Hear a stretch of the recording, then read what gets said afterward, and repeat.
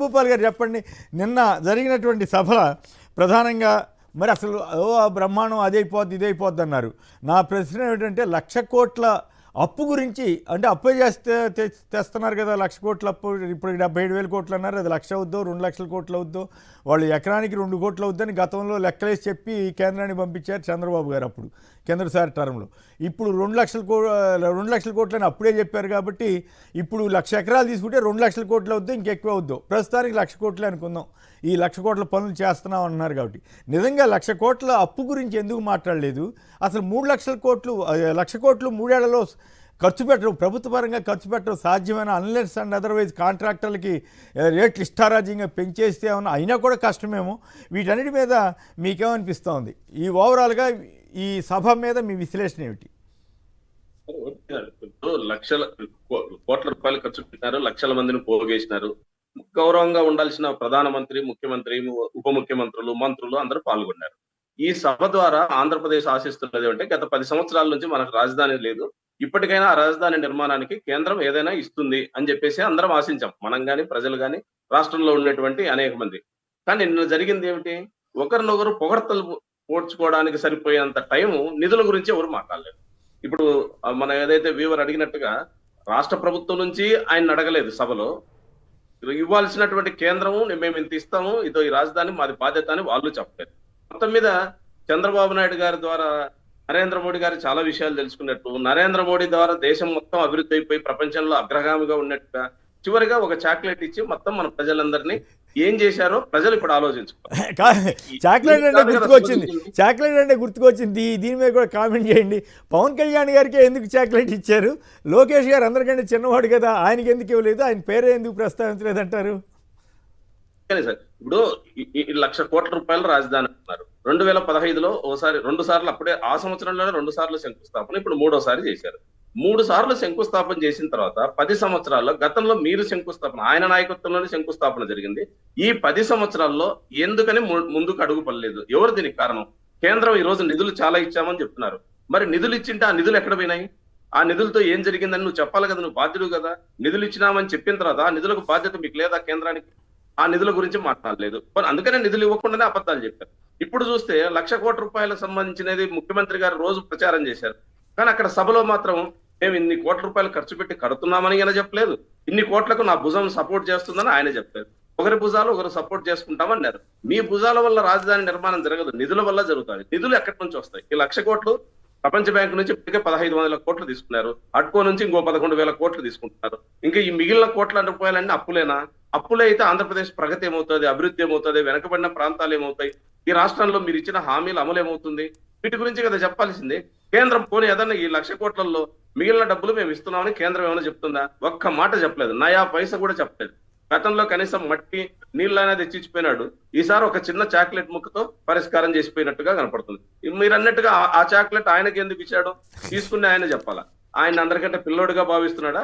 లేదు, ఇది కూడా అంతే ఓ పిల్ల చేష్టలుగా ఉంది కాబట్టి ఏదో చాక్లెట్ నోట్లో పెట్టి అంతకుముందు లడ్డు అన్నాడు. ఇప్పుడు సోషల్ మీడియాలో చాలా ప్రచారం జరుగుతుంది. గతంలో ఇచ్చిన లడ్డు గురించి పాసిపోయిన లడ్డు అన్నాడు, పాసిపోని చాక్లెట్ అయితే పర్మనెంట్ ఉంటుందని ఇచ్చిపోయినాడు అని చెప్పేసి అంటున్నారు. మరి నిజంగా వాళ్ళే చెప్పాలా? నేను కోరుతున్నది, ఆయన నిధులు ఇవ్వకుండా మాటలతో రాజధాని నిర్మాణం జరగదు, అది పగటి కలగా మిగిలిపోతుంది అని చెప్తున్నాడు. ఆంధ్రప్రదేశ్ ప్రజలు కలలు బాగా గంటారని. కలలు కాకూడదు, కలలు నెరవేరాల. ఆ నెరవేరడానికి కావాల్సిన సహాయం కేంద్రం సహాయం చేయాలి. కేంద్రం నయా పైస ఇవ్వకుండా మరోసారి 10 ఏళ్ల తర్వాత శంకుస్థాపనకు ఆయన వచ్చి ఈరోజు ఒకరినొకరు పొగుడ్తలు చేసుకోవడం ద్వారా రాష్ట్రం జరగదు. అందుకని మేము అడుగుతుంది, కేంద్రం ఏమిస్తుంది చెప్పండి. రెండోది, పార్లమెంట్ లో చట్టబద్ధత సాధిస్తానని ముఖ్యమంత్రి గారు పదే రైతులకు చెప్పారు. మీరు తీసుకునే 46 ఎకరాల రైతులకు, 46,000 ఎకరాల రైతులకు కూడా చెప్పారు ఈ రాజధానికి చట్టబద్ధత ఉంటుంది, ఇంకెవరు మార్చడానికి వీల్లేదు. చట్టబద్ధత గురించి ఎందుకు మాట్లాడలేదు నిన్న సభలో? ముఖ్యమంత్రి మాట్లాడలేదు, ప్రధానమంత్రి హామీ ఇవ్వలేదు. మరి పార్లమెంట్ లో చట్టబద్ధత వస్తుందని ముఖ్యమంత్రి గతంలో వారం క్రితం చెప్పిన మాట ఎందుకని ఈరోజు చెప్పలేకపోయారు? అంటే ప్రధాని మనసు ఎరిగి మాట్లాడుకోవడం తప్ప, ప్రధాని గారి మనసులో ఏముందో దానికి తగ్గట్టుగా వ్యవహారాలు నడపడం తప్ప ఎక్కడ నిర్భయంగా ఇదో మా రాష్ట్రానికి ఈ గతి పట్టించింది కారణం కేంద్రం. ఆ రోజు దానికి కేంద్రంలో బీజేపీ కూడా బలపరిచింది. ఈ రోజు మీరు అందరూ కలిసి మా రాష్ట్రాన్ని అభివృద్ధి చేయడానికి నిధులు ఇవ్వండి అని ఎందుకు గట్టిగా అడగలేదంటే అదే మీరు చెప్పినట్టు సూట్ కేసులా, ఓటుకు నోటు కేసులా, ఈ కేసులన్నీ కూడా ఉండిండొచ్చు. రాష్ట్ర ప్రజలు ఈ రోజు ఆలోచించాలి. కేంద్రం చేసిన ద్రోహానికి రాష్ట్రంలో మద్దతు ఇస్తూ కేంద్రంలో ప్రభుత్వం ఉండడానికి కారణమైనటువంటి తెలుగుదేశం జనసేన బలంగా తన బలాన్ని వినిపించాల్సిన సభలో ఎందుకని ఇంత పేలవంగా ప్రజల దృష్టిలో పొగడ్తల మీటింగ్ లాగా ఎందుకు మార్చారో ఈరోజు తెలుగుదేశం జవాబు చెప్పాల్సిన అవసరం ఉంది. రైట్. సత్యనారాయణ గారు విజయనగరం నుంచి. సత్యనారాయణ గారు నమస్కారం, మాట్లాడండి. సారీ మురళీకృష్ణ గారు. సత్యనారాయణ గారు మాట్లాడేసి మురళీకృష్ణ గారు విజయవాడ. హలో, ప్లీజ్ మాట్లాడండి దయచేసి.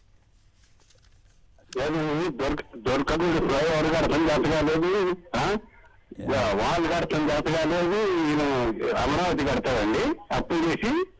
1,00,000 కోట్ల అప్పు, అది కూడా అది కూడా 1,00,000 కోట్లు. 1,00,000 కోట్లు 1,00,000 కోట్లు అవుతూ 2,00,000 కోట్లు అవుతూ చెప్పలేం, కానీ ప్రస్తుతానికైతే 1,00,000 కోట్లు అయితే అప్పు చేయక తప్పని పరిస్థితి అనమాట. రైట్, అంతే కదా. రైట్. అంబటి రామకృష్ణ యాదవ్ గారు, కాంగ్రెస్ పార్టీ ప్రధాన కార్యదర్శి ఏపీ. రామకృష్ణ గారు నమస్కారం, మాట్లాడండి. నమస్కారం సార్, మీకు ప్యానెల్లో పెద్దలకి. సార్, ఇక్కడ ఆలోచించుకోవాలి, ఫస్ట్ నరేంద్ర మోడీ గారు వచ్చిన రోజే మనకి నోట్లో మట్టి కొట్టి ఆశల పైన నీళ్లు చల్లినప్పుడు పరిస్థితి ఏంటి అని ఆలోచించుకుంటే, అయినా ఒక దింపుడు కళ్ళ మాట, మళ్ళా వచ్చారు కదా ఏమన్నా చేస్తారేమో అని. వీళ్ళు కేవలం ఈవెంట్ మేనేజ్మెంట్లు, అది ఒకరినొకరు పొగుడుకోవడం, స్వడబ్బా పరడబ్బా పరస్పర డబ్బా కోసం తప్ప ఈ రాష్ట్రానికి ఏమైనా నిధులు ఇచ్చారా అనేది మనకు అర్థం కాని అంశం. ఈ అంశం పైన ఆ రోజు సార్ ఫస్ట్ శంకుస్థాపన చేసి ప్రారంభోత్సవానికి వచ్చినప్పుడు ఆనాటి పిసిసి ప్రెసిడెంట్ రఘువీరారెడ్డి గారితో మీరే ఇంటర్వ్యూ చేస్తున్నారు. మట్టి సత్యాగ్రహం గురించి కాంగ్రెస్ పార్టీ చాలా తీవ్రంగా పోరాటం చేసినప్పుడు మీరే మొట్టమొదటి ఇంటర్వ్యూ చేస్తున్నారు ఆయనతో. ఏంటి పరిస్థితి అన్నప్పుడు మీకు ఆ రోజు కేటగారికల్ గా రఘువీరారెడ్డి గారు మొత్తం వివరించి చెప్పారు. సార్, ఆలోచిద్దాం. మోడీ గారు వచ్చి ఇక్కడ చేసింది ఏంటంటే పవన్ కళ్యాణ్ గారి చేతిలో చాక్లెట్ పెట్టారు సార్. చాక్లెట్ ఇవ్వడానికి, పవన్ కళ్యాణ్ కి చాక్లెట్ ఇవ్వడానికి ఢిల్లీ నుంచి రావాల్సి వచ్చింది సార్ నరేంద్ర మోడీ గారు. అంతకు మించి ఏమైనా జరిగిందా? మీరు అక్కడ ఆలోచించండి. విపరీతంగా పొగిడారు ఎవరు, మన లోకేష్ గాని, చంద్రబాబు నాయుడు గారు గాని, పవన్ కళ్యాణ్ గాని. పొగడ్తలుగా ఆయనకు అర్థం కావేమో అని కష్టపడి మళ్ళీ పొగడ్తలను ఇంగ్లీష్ లో హిందీలో ట్రాన్స్లేట్ చేసి మరీ పొగడ్తలు పొగిడిన తరుణంలో పహల్గాం విషయంలో విపరీతంగా హైడ్రోజన్ గ్యాస్ నింపే ప్రయత్నం చేశారు నరేంద్ర మోడీకి. నువ్వు వీరుడివి, సూర్యుడివి, 100 పాకిస్తాన్లో అయినా నిన్నేం చేయలేవని పొగిడినా ఒక్క మాట నరేంద్ర మోడీ గారు దాని గురించి మాట్లాడే ధైర్యం లేదు, సాహసం లేదు. సరే, సబ్జెక్ట్ లోకి వచ్చినప్పుడు ఇక్కడ 1,00,000 కోట్లు అప్పు తెచ్చుకోమని అప్పు కోసం ఫెసిలిటేట్ చేసిన కేంద్ర ప్రభుత్వం ఇంత పెద్ద ఈవెంట్ జరిగితే సాధారణంగా ఒక చిన్న పెళ్లి జరిగినా కూడా 1,000 2,000 చదివింపు వస్తాం, లేదన్నా ఒక గిఫ్ట్ ఇచ్చి వస్తాం సార్. ఇంత పెద్ద 100 కోట్లతో ఈవెంట్లు జరుపుతా ఉంటే ₹1 ఇవ్వడానికి మనసు రాని నరేంద్ర మోడీ ఇంత దూరం ఎందుకు వచ్చాడయ్యా అంటే, సింగరాయకొండ, దుత్తలూరు, మాలకొండ, ఉదయగిరి కనెక్టివిటీ లైన్ ని ఎక్స్పాన్షన్ కోసం ప్రారంభోత్సవం చేయడానికి ఇక్కడి నుంచి వచ్చాడు సార్. సింగరాయకొండ, దుత్తలూరు, మాలకొండ, ఉదయగిరి ప్రాంత ప్రజలు, పామూరు ప్రాంత ప్రజలు వెలుగొండ నీళ్లు కోరుకుంటున్నారు. సరే, రోడ్డు ఎక్స్పాన్షన్ చేస్తే సంతోషమే కానీ నీళ్లు కోరుకుంటా ఉన్నారు కదా. వెలుగొండ నీళ్ల కోసం ఏమన్నా అక్కడ చంద్రబాబు నాయుడు గారు సరే మాకు పరిస్థితి బాగా ఇచ్చించండి అని కోరతారంటే అది లేదు. ఒకే ఒక్క మాట సార్, ఫైనల్ గా చివరిగా నరేంద్ర మోడీ గారు ఏం చెప్పారంటే, అమరావతి కలల సౌధం నా కంటి ముందు 3 ఏళ్ల తర్వాత ఆయన కంటి ముందు ఇప్పుడే కలల్లో కనపడతా ఉంది, మీరు కూడా కలగంటా ఉండండి. అమరలింగేశ్వర స్వామికి దండం పెట్టండి, తిరుపతి వెంకటేశ్వర స్వామికి దండం పెట్టండి, యోగాసనాలు నేర్చుకోండి, సూర్య నమస్కారాలు చేయండి, తూర్పు తిరిగి దండం పెట్టండి. ఇంతే తప్ప తూర్పు తిరిగి దండం పెట్టమని చెప్పలేడు సార్. ఫైనల్ గా ఆయన అంతకు మించి ఈ సభలో ఆంధ్రప్రదేశ్ రాష్ట్రానికి ప్రయోజనానికి ఏమన్నా, అమరావతి రాజధానికి ఏమన్నా ఇచ్చాడంటే ₹1 ఉన్నప్పుడు రాష్ట్ర ప్రజలు ఈ ఈవెంట్ ఎందుకు చేశారు, ఈ ఇంత డబ్బులు ఎందుకు చంద్రబాబు ఖర్చు పెడుతున్నాడు అంటే ఒకరి ఇమేజ్ ని ఒకరు కాపాడుకొని మోడీ గారి సన్మానం చేయడం కోసం ఖర్చు పెట్టినట్టు ఉంది. పైన మోడీ గారైనా పర్యావరణం 1,00,000 ఎకరాలు ఎందుకు పాడు చేస్తున్నారా అని అడగల. ఇక్కడ 400 ఎకరాలకే చాలా కంగారు పడిపోయాడు. తిరుపతిలో ప్రత్యేక హోదా అన్నారు, ఇక్కడ ఎందుకు ఇవ్వట్లేదు అడగల. అదే జగన్ గారి గతంలో చాలా స్పష్టంగా అడిగినటువంటి వీడియో ఒకటి ఒక నిమిషం చూసిన తర్వాత మళ్ళీ మనం మాట్లాడదాం. ఆ వీడియో వేయండి. మా రాష్ట్ర ప్రయోజనాలు తప్ప మాకు మరో ఎజెండా లేదు, ఉండదు, ఉండబోదు సార్. సార్, ఈ రాష్ట్ర ప్రజలందరి తరఫున రాష్ట్ర అభివృద్ధి దృష్ట్యా, రాష్ట్ర శ్రేయస్సు దృష్ట్యా ఇవాళ కానివ్వండి, ఇంతకు ముందు పలు సందర్భాలలో కానివ్వండి, విభజన సంబంధించిన హామీల దగ్గర నుంచి పోలవరం నుంచి ప్రత్యేక హోదా వరకు విశాఖపట్నం స్టీల్ ప్లాంట్ నుంచి రైల్వే జోన్ వరకు ఇలా పలు అంశాల మీద పలు సందర్భాలలో మీకు చేసిన పలు విజ్ఞప్తులు మీరు సానుకూలంగా పరిగణలోకి తీసుకొని పెద్ద మనసుతో వాటినన్నింటినీ కూడా పరిష్కరించాలని మనసారా కూడా కోరుకుంటూ రైట్. చంద్రబాబు గారు ఢిల్లీ వెళ్ళినప్పుడల్లా బిల్డప్ బాబాయిలు ఉంటారు కదా, ఈనాడు ఆంధ్రజ్యోతి అప్పు ఆ సమస్య గురించి అడిగారు, ఈ సమస్య గురించి అడిగారు అని ఒక పెద్ద లిస్ట్ తయారు చేసి వేస్తుంటారు. నిజంగా అడుగుంటే సంతోషం, మనకేం అభ్యంతరం లేదు. మరి అటువంటి ఆయన ఇక్కడికి డైరెక్ట్గా ఆంధ్రప్రదేశ్కి వచ్చి ఇన్ని లక్షల మంది ఉన్నప్పుడు జగన్ గారి పార్టీ అడగలేకపోయారా? ఏం అర్థమే కావట్లేదు. రైట్. ఇప్పుడు